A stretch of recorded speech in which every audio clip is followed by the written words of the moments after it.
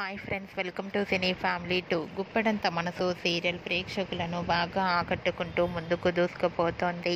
ఈ serial hero Mukesh Gowda ఈ సీరియల్లో రిషి క్యారెక్టర్లో చాలా అద్భుతంగా నటిస్తూ మంచి పేరును, గుర్తింపును, సక్సెస్ను అందుకుంటున్నారు.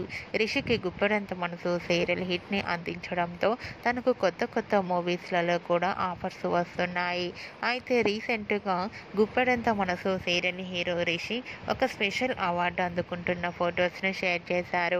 ఆ ఫొటోస్లో రిషి అవార్డు అందుకొని చాలా హ్యాపీగా, సరదాగా అండ్ అలాగే చాలా హ్యాండ్సమ్గా కనిపించారు.